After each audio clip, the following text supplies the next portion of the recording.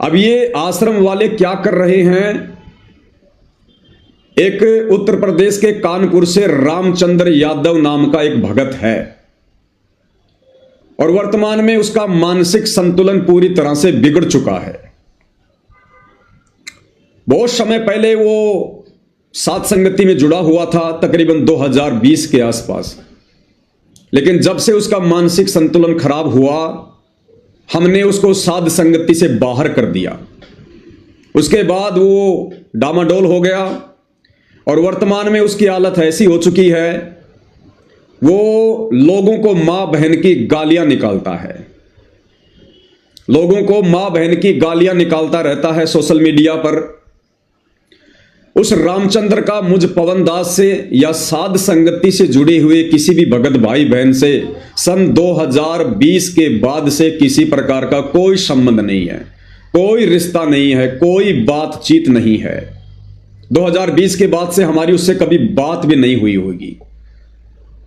अब ये सतलोक आश्रम वाले अपने घटिया मंसूबों के तहत मुझ पवन दास को उस गालीबाज व्यक्ति रामचंद्र के साथ में जोड़कर बदनाम करवाने की कोशिश कर रहे हैं, कुचेष्टा कर रहे हैं।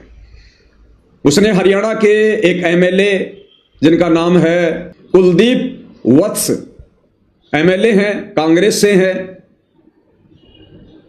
उसका मोबाइल नंबर निकालकर उस रामचंद्र ने, और जैसा कि उन्होंने वीडियो बनाया है एमएलए ने, तो रामचंद्र ने उन्हें मां बहन की गालियां निकाली होंगी।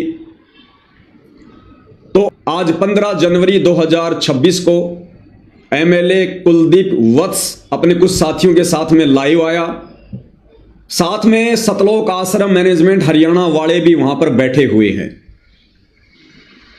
और कुलदीप वत्स ने कहा कि मैं इन लोगों के खिलाफ एफआईआर करूंगा, ये लोग मुझे गालियां निकाल रहे हैं।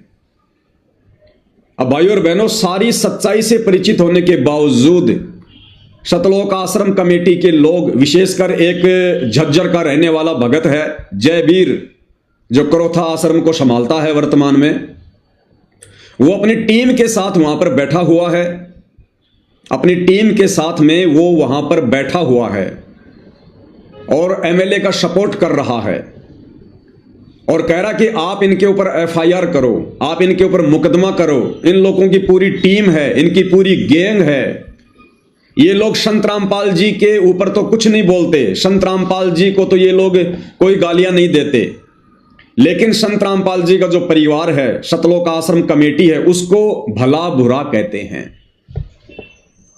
और उस एमएलए को, उस कुलदीप को जो है उकसाया जा रहा है उसके कर्म फुड़वाने के लिए। तो भाइयों और बहनों, मैं स्पष्ट कर दूं कि मेरा यानी मुझ पवन दास का उस रामचंद्र से 2020 से किसी प्रकार का कोई संपर्क नहीं है, कोई लेन देन नहीं है। लेकिन ये सतलोक आश्रम मैनेजमेंट हरियाणा अपने घटिया मंसूबों के तहत इस प्रकार का षड्यंत्र वर्तमान में रच रहा है ताकि इस पवन दास को चुप करवाया जा सके। क्योंकि भाइयों और बहनों, हरियाणा में तेजी से संगत जाग रही है, तेजी से। भाई, जब ठीक का समय आता है तो परमात्मा दया करते हैं, परमात्मा प्रेरणा करते हैं। कब तक संत रामपाल जी का भगत झूठ की नाव में सवारी करेगा? कब तक आप संत रामपाल जी के भक्तों को संत रामपाल जी के झूठे आदेशों की आड़ में गुमराह करोगे सतलोक आश्रम वालों? कब तक आप बेचारे भगत समाज की मर्यादा तुड़वाकर काल के मुंह में बैठाओगे? अरे, स्प्रिंग को एक हद तक दबाया जा सकता है, लेकिन जिस दिन उसको छोड़ोगे उतनी तेज रफ्तार से, गति से स्प्रिंग ऊपर आएगी। तो अब संगत के जागने का समय है भाई, संगत जागेगी। परमात्मा धरती पर आए हुए हैं अपनी आत्माओं को सतलोक ले जाने के लिए, तो तुम्हारे दबने से आत्माएं अब दबेंगी नहीं।